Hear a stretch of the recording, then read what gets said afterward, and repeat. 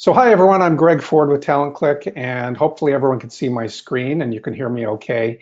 By the way, everyone is muted, but I will give you a chance to type your questions in at the end via the chat function. So here's the agenda for the webinar today. It'll typically be about 35 to 40 minutes. We've got a lot to cover today, and you'll see the bullet points there for the agenda. Usually what's of most interest to people is the industry research. And how do you use the data? And then number 5, the case study results. Everyone wants to know, what do I do with these predictive analytics and how can I apply it to my organization? So that's a brief overview of what we're going to cover. So very quickly, who are we? Just to provide a brief overview, there's a picture of me. Sorry, I don't look like Brad Pitt or George Clooney, but this is my background. I'm not going to spend time talking about myself. It's not about me. But TalentClick are global leaders in psychometrics. What makes us a bit different than other assessment companies is we do focus on not just strengths and what people are amazing at, but also areas for improvement, and in particular with respect to your industry, behavioral risk. We do specialize as well in assessing the frontline employees. We do assess senior leaders within the organization in other areas such as accounting and HR and sales and you name it. But we have specialized assessments for frontline people where there's risk involved. And in particular for this session, we're one of the only ones that we know of in the world that has an assessment for the transit industry. These are some of the customers we have. You can see there's some pretty big logos on here in all kinds of different industries. You'll see the SEPTA logo at the top in the middle. That's the Southeast Pennsylvania Transit or Transportation Authority. And I'll talk to you a bit about what we're doing with them, but also with another transit organization called Pacific Western. One of the takeaways from this slide is we not just operate in all kinds of different sectors, but we deal globally.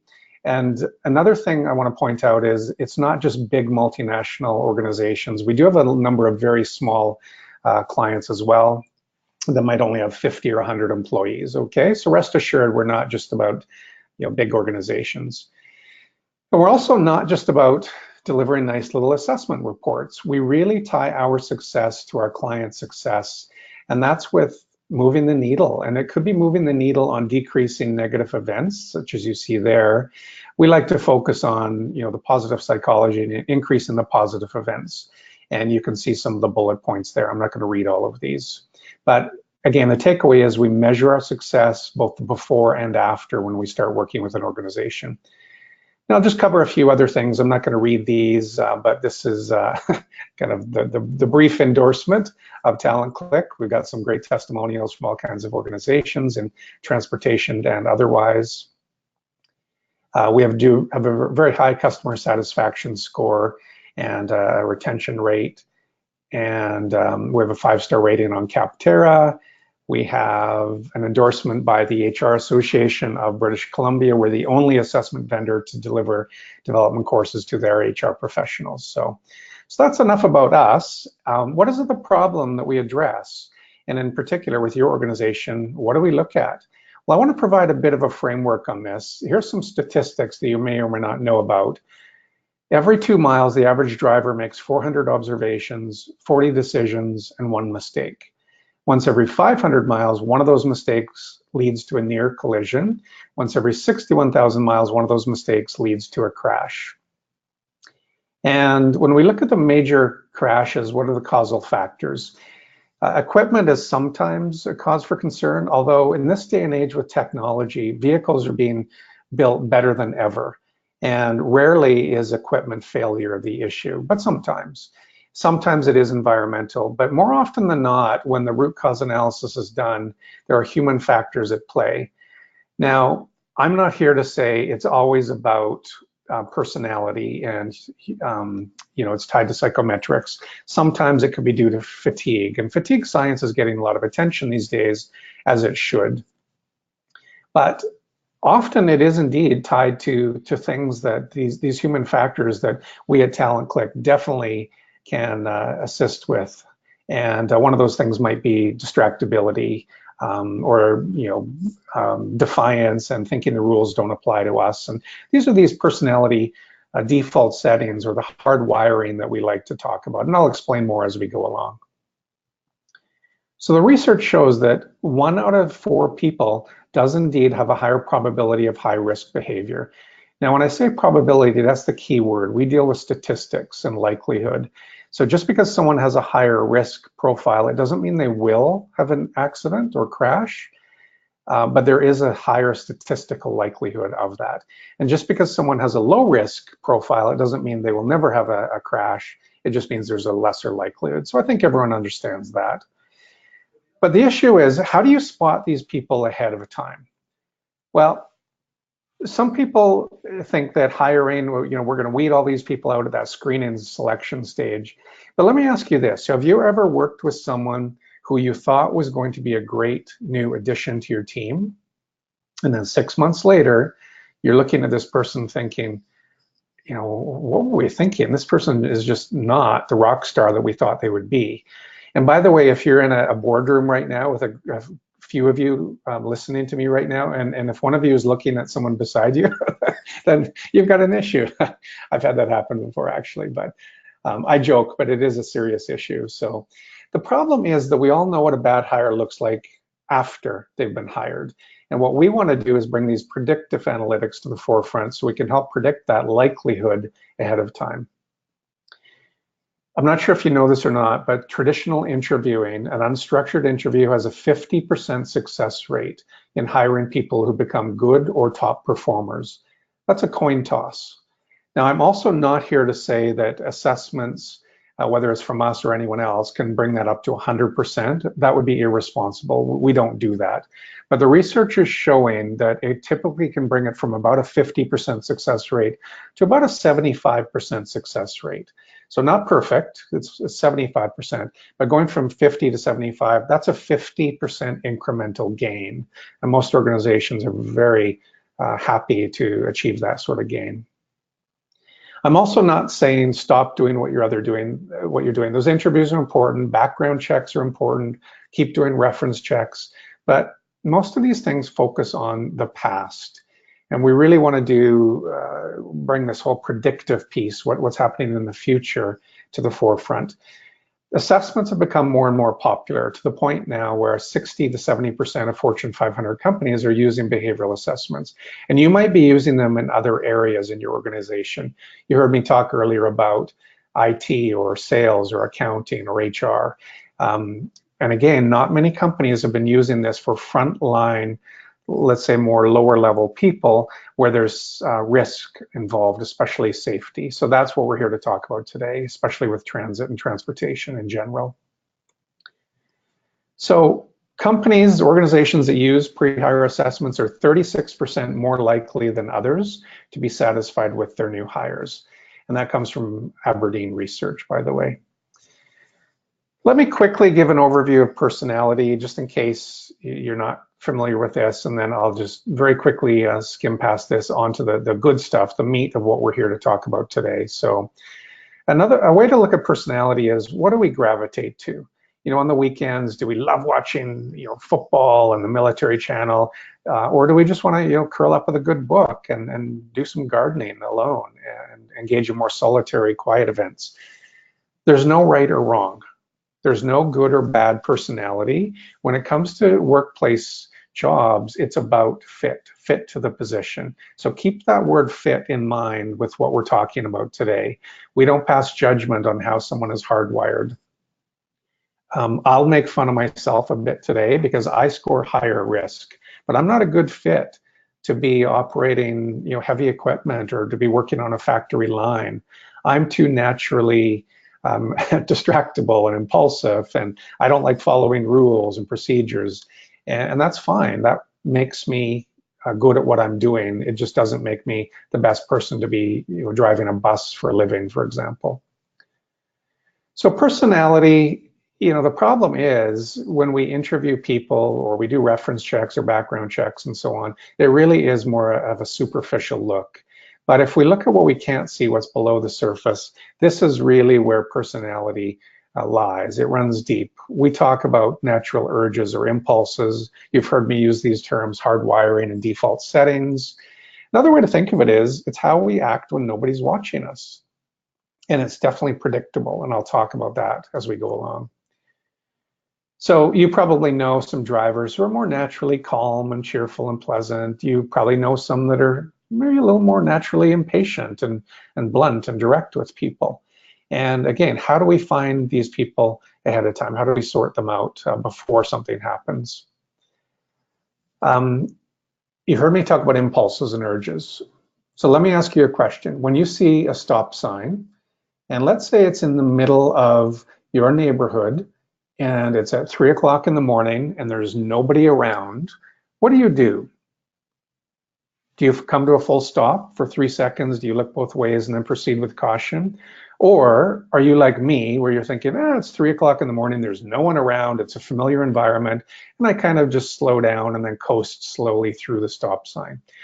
When I speak at conferences and I ask people to put up their hand, about 25% or 20% of the crowd puts up their hand saying, I always come to a full stop. And the other people in the crowd are looking at them going, why would you do that?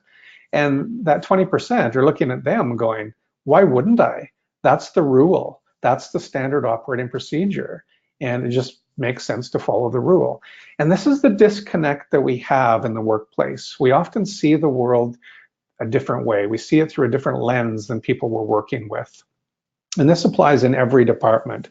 Often the conflict we have with someone that we're working on, let's say on an accounting or IT or HR project, is that they see the world differently. You know, they have less attention to detail. They're not a planner. They're more direct and blunt in their communication style. And people at the opposite end of the spectrum, that's where we have conflict with these people in the workplace. So that's a separate discussion. I'm going to get back to talking about risk and safety in a minute. But I think you get the point that, you know, these natural impulses, the hardwiring, the default settings that we have drive our behaviors. They drive whether we adhere to the rules or not. There's a picture of somebody, a driver texting while he's driving. So some of you did the assessment already, but if you haven't, I'll very quickly talk about how we actually measure personality. How do we assess people? So the assessment process is, it's now everything's online. It's all cloud-based. You can send a link to somebody and they click on it. You can post a link on your careers page, different ways to do it. But when people log on, they can log on their smartphone or a laptop or an iPad or what have you. And it takes about 15 minutes to do an assessment. We happen to have ours available in more than 20 languages because we operate around the world. It needs to be at a basic reading level. It needs to be non-invasive. Some assessment companies are asking questions that they shouldn't. They're asking questions about one's upbringing and their parents and so on. That's important to be legally defensible, that there's no adverse impact with that or with other areas that could be a basis for discrimination. It's also important that you have a normative assessment as opposed to an ipsative assessment. And some assessments like the DSQ or Myers-Briggs are ipsative. Those are good tests, but they should be used more for team building, by the way, not for selection. And those organizations say that in their literature themselves. Once somebody has done the assessment, the reports come back in minutes and they're stored online, or they can be pushed out as PDF attachments to the recruiters or HR managers or what have you, okay? For those of you that did it, you would have received the results. It might have been a little bit longer because it wasn't fully automated, but once a customer is signed up, everything happens very quickly. So with TalentClick in particular, we generate from that one 15-minute assessment a number of different reports. And we have general psychometric assessments that focus on the big 5 personality. In the bottom left, you can see work values and attitude. That measures things like integrity. Does someone take responsibility for their actions? Do they have a positive attitude, and so on? But what we're mainly talking about today is what's in the bottom right in red, and that's the driver safety quotient, okay? But the point is, all of these can be generated from one assessment. And by the way, we bundle all of these in at for one fee. We don't charge on a per report basis. So I'll move past this, but that's kind of the buffet of what we offer with our unlimited use subscription. We also provide the employer report and the participant report. So I want to make something clear. A lot of organizations use these tools not just for screening and selection for hiring, but also the post-hire training and coaching. I'm going to touch on that in a minute, but the basis for that is report number 2 on screen, which is the participant report. And I'm going to talk more about that in a few minutes, okay? But keep in mind that a couple of different reports can be generated, one for the employer and one that can be sent to the employee so they can gain self-awareness. I'll touch on that in a minute.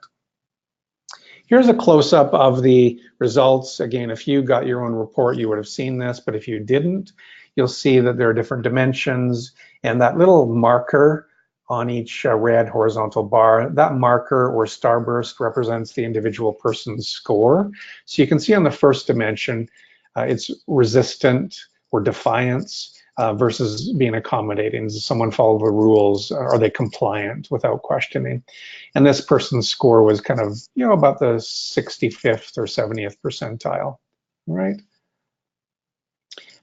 We do combo reports, and I think that's what most of you received. So you would have gotten not just the safety results, but also results for the other assessments. We can configure things however people like.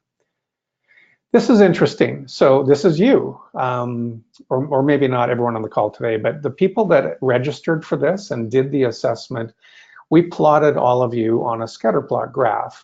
So each of those little colored dots is an individual person's score for this particular webinar.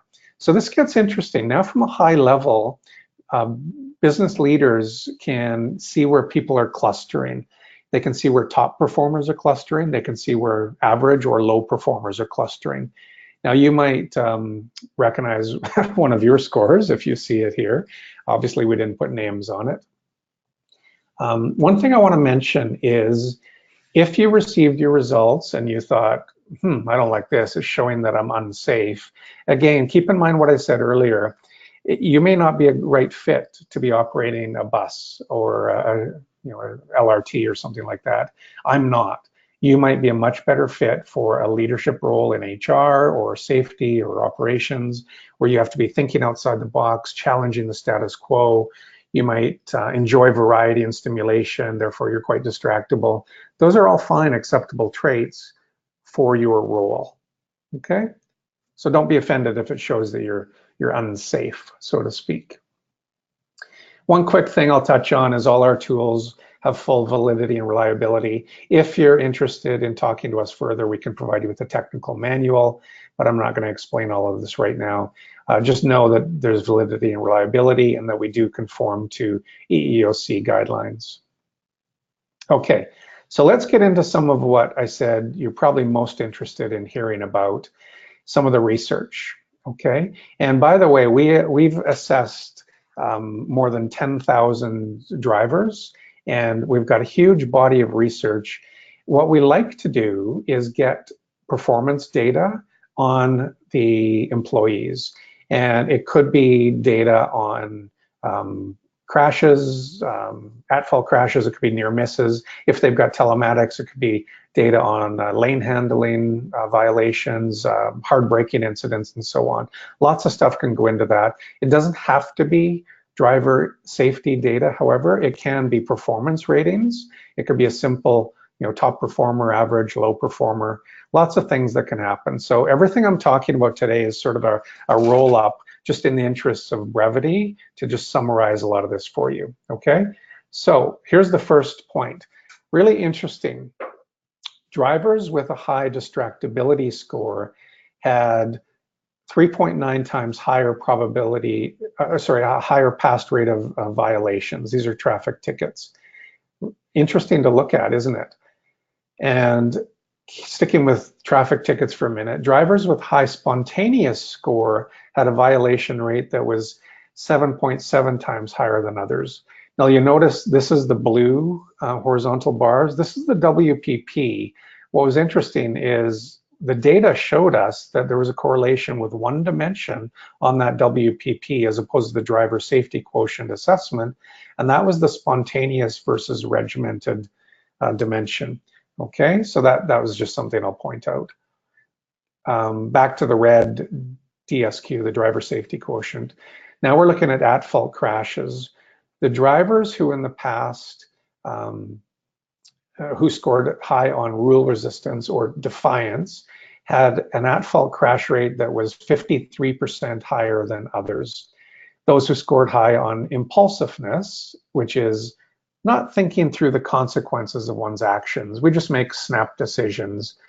Those people had a history of crashes that was 68% higher than others. Okay, I'm going to talk to you in a minute about what we do with all this data, but right now I'm just showing you some of the actual results of the research.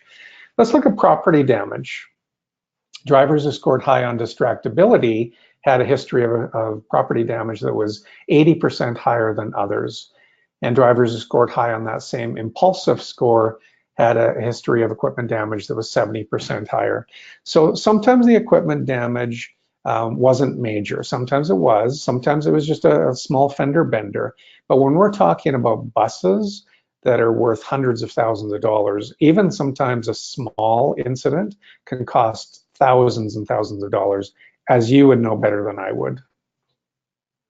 So what did we learn from the data? Well, here are a few of the takeaway points. Drivers with certain personality traits definitely had elevated frequencies of the violations, the at-fault crashes, property damage, definitely more problematic telematics scores, as I mentioned, lane handling, hard braking incidents, acceleration, and so on. We also learned, interestingly enough, job performance ratings do not appear to be a valid measure of driver performance.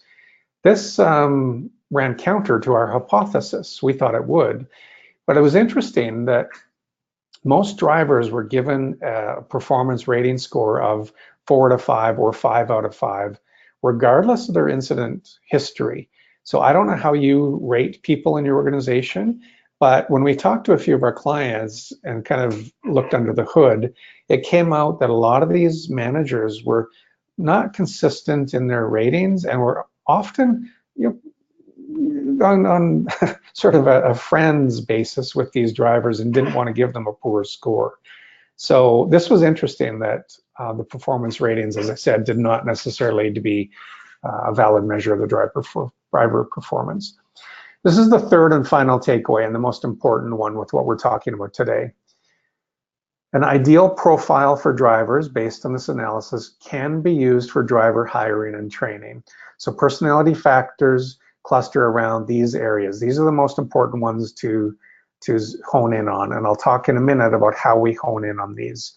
So there are the 6, the rule following, the distractibility, and so on. Okay, so as promised, what do we do with this now? So establishing the ideal profile to be used during hiring, and of course, you heard me earlier talk about employee development and training. Some organizations are using that participant report to give to the employee to help with the self-awareness and self-coaching, or to have their managers sit with them and really talk more about these areas for improvement and how they can interrupt that usual pattern of behavior to make different choices. I'll talk more about that in a second. So let's talk about the hiring right now, using the data. So there's a 5-step process. Not all 5 steps have to be adhered to. As I said, number 4, which relates to training and coaching, some organizations don't do that. Step 5, there's a lot of group analytics that I can show you in a second, which some organizations aren't as interested in.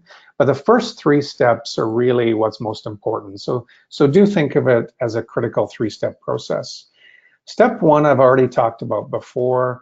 That's the assessing of employees. So you've seen this slide, and I'm not going to go through all of this again, but it's important to assess a number of your employees. So get a sample group of 50, 100 employees ideally, and that really becomes a more meaningful sample group, and provide some of that data. And then plot all those people on one graph. And here's an example of this, which kind of talks about what I was referring to before.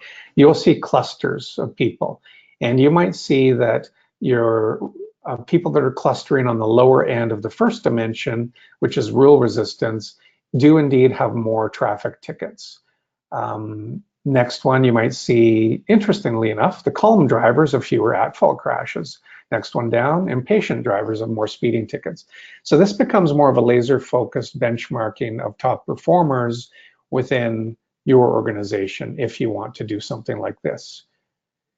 If you don't want to do it with your organization with incident data, you can simply use our benchmark library where we do already have a lot of this rolled up. So this is often how companies get started. They just very quickly use the off-the-shelf benchmarks to create that ideal profile. So what do you do with that? So these red horizontal bars now represents the benchmark ideal score range. So you'll see on the first dimension, the marker is within the range. The marker is probably about the 90th percentile. So this person on that particular dimension scores within the range. They do on the second one as well. But look at the third one down, impatient versus patience. You'll see this person's score is kind of down around that 25th percentile. And so it's way outside the range. It is on the impulsive scale as well. Now, does this mean that you should not move this person forward, that you should discount them entirely? No, that's not what we're saying. Any reputable assessment company would tell you, don't use our results as a pure pass or fail. It's one part of the decision-making process overall. We say typically 20–25% of the decision-making process. So in this case, you might take these results now, and your recruiter or hiring manager might focus a bit more on those two dimensions, the impatient and impulsive dimensions, or whatever the applicant's sort of out-of-the-box scores are. And this can now be the springboard for a more meaningful interview, which I'll talk about in a second. Another way to represent the results is you'll see a score added to this one. So some organizations say, don't make me think. Don't make our recruiters think. Just give us at a glance a fit score. So in this particular case, this driver might be, let's say, a 48% fit to the position.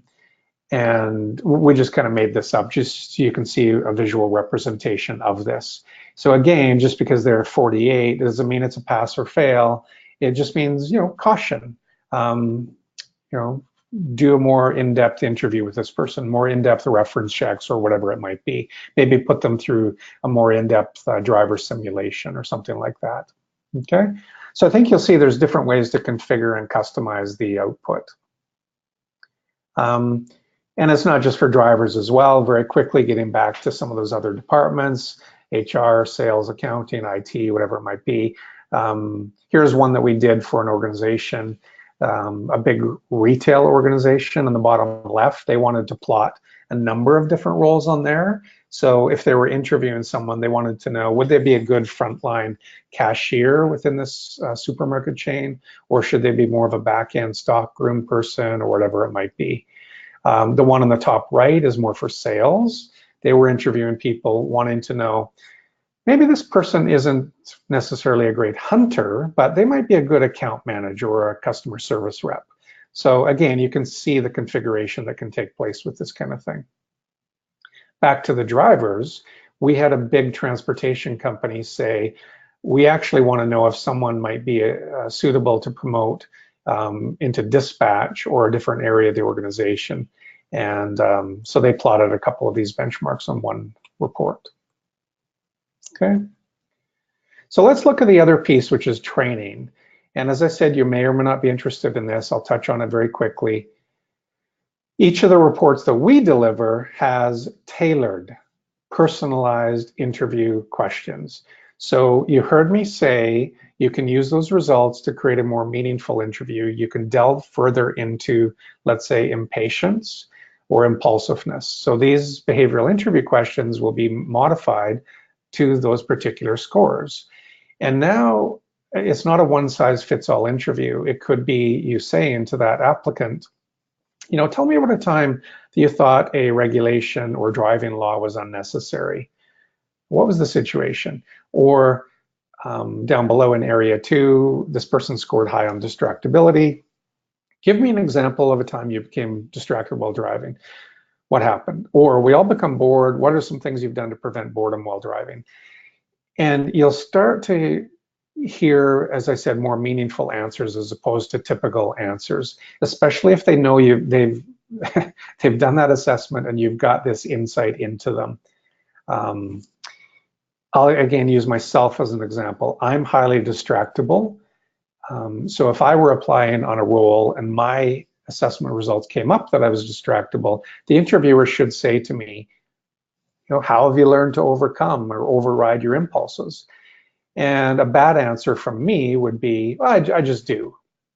A better answer would be, you know what, I know that now. I am self-aware, and I turn my phone off, or I put it in the glove compartment or the back seat, or I force myself to pull over if I have to make a call or send a text message or something like that. Another example would be, I can be sometimes a bit impatient while driving, and the old Greg would get impatient if somebody were to cut me off, and I would want to drive up beside that person and glare at them. Well, now, knowing that about myself, I override that, and I think to myself, you know what, they didn't do this to you personally, they just did it, and maybe they're late for an urgent appointment, or Greg, have you ever made a mistake on the road? Sure you have, and let this be their one mistake today. And that very quickly diffuses the situation. So if I were to explain that during an interview, the interviewer would be much more impressed than me saying something like, yeah, I just do it. So hopefully that makes sense to you. And as I said, these reports include performance management considerations, strengths and challenges. So now you know who you're hiring, you know what you're getting, you know what to keep an eye on, and you can have those conversations with that individual. Here are some, there's some language we actually provide and tailor according to each person's scores. So this is just one example for that very first dimension, which is rule resistance versus accommodating. The other thing is that participant report, which I said you can give to the employee, and now they've got this self-awareness. They can work through a little workbook if you want, and it becomes very job specific. And again, it gets them thinking about themselves. You're empowering them with that self-awareness. And I just gave you two examples of how my own self-awareness helps me to interrupt the usual pattern of behavior and make different choices that lead to better outcomes on the road. Okay, hopefully that makes sense to you. One thing I want to make clear, however, with the training and employee development, we don't change personality. Personality is very resistant to change. What we're doing, however, with that little orange box you see there, is we're introducing that awareness or the coaching or the training piece, which can help interrupt that pattern of behavior, as I mentioned. So back to me as an example, my impulse, my knee-jerk reaction when somebody cuts me in traffic, cuts me off, is still to get impatient and angry. But now I override that and play that little script in my head, which within a second or two diffuses the situation. So my impulse hasn't changed, but I override it, if that makes sense. With distractibility, I still want to be on the phone. I still want to send messages, and but now I don't. I override that and I put the phone away or pull over. Okay? Hopefully that makes sense to you. You heard me say step 5 is also optional. Some organizations love the group analytics. They love the high-level business intelligence. They want to plot different groups or teams or locations or divisions on one group scatter plot graph, and then compare and contrast. And this helps them see, who might be doing a better job with hiring or a better job with training and so on. Okay. You can also compare against industry averages. We can help you do that. Again, executives love to know, how am I doing against the industry averages? So these are entire different discussions, which takes a lot more time, but we can explain this further one-on-one if you want. Just know that it is available. And by the way, this is all included with our portal and with our unlimited use subscriptions. So does it work? I'm very quickly going to go over one case study, and this is with an organization called Pacific Western Group. And part of the reason I'm using them is we've assessed so many people. It's now about 10,000 people for them. The other reason is they do transit for a number of different municipalities and cities. So it's not just one. They're like an outsourced provider. And we've been working with them for a long time, and they've provided thousands of data points for us. So what's very interesting is they have indeed seen an increase in their ability to hire top performers ahead of time. This was tracked over time. They've also seen a decrease in employee turnover. It's kind of that, measure twice, cut once. They've got the predictive data ahead of time to help measure who really will be that fit, not just in the short term, but long term. And as you know, decreasing employee turnover can save you a ton of money. The research shows that even a lower level individual, it can still be about $6,000 to $12,000, the cost of turnover. When you're factoring in, the cost of rehiring and training, which can be very expensive, never mind lost productivity and so on, or things like customer dissatisfaction, it's a huge issue. So decrease in employee turnover was a huge, huge outcome for this organization. And they also saw an increase in customer satisfaction. They were able to hire more positive, more cheerful drivers that were just more helpful as opposed to the stone-faced drivers. And so this was really important to them as well. And of course, to their clients, the different municipalities. And finally, they saw a reduced amount of screening time. They were able to spend less time with people that just didn't quite fit the ideal scores, those benchmark ranges.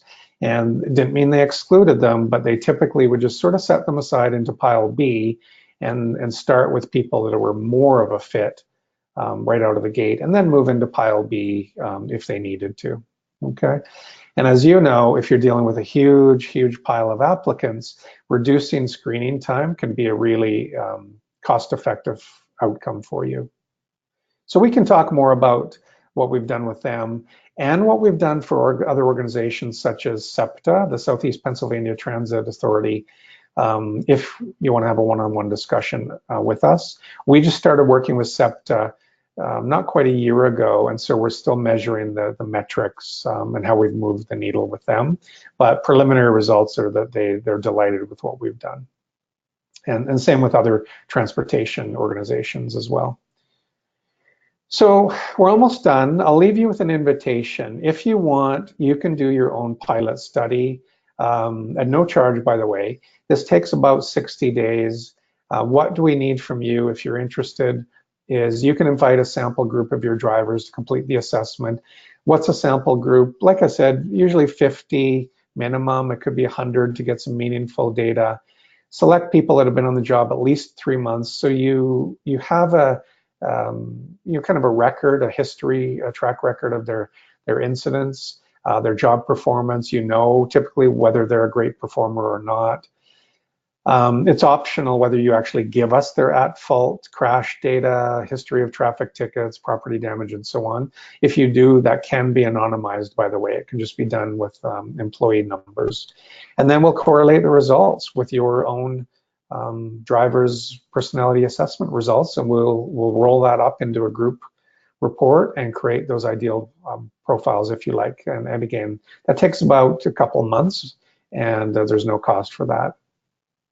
We are trying to get more data, a broader study, and you would be contributing to the broader study if you consent to that. You don't have to, okay? So the takeaways with this is, from a high level, personality is a major contributor to fit in general, in any workplace, and of course with transit operators. Personality is absolutely predictable and measurable. And using these assessment results to hire top performers or fit yields up to 67% higher productivity and profit. That comes from the global consulting firm McKinsey & Company. And with our organization, it's fast, easy, and very affordable. So there's kind of a quick plug for TalentClick. So there's my contact information. My phone number is there. My email address is there. I'm more than happy to answer any questions one-on-one if you like. So we, as I said, have come out at about the 40-minute mark, and I'm going to stop this recording right now so that we can share it in the future with other organizations. And after I hit the stop button, I will open it up on the chat if you'd like to type in a question, and I'll see if we can get to a few more questions after that. But if you do have to run, of course, head out, and thank you so much for your interest and making time today to learn more about TalentClick and the fantastic results you could get from the Driver Safety Quotient.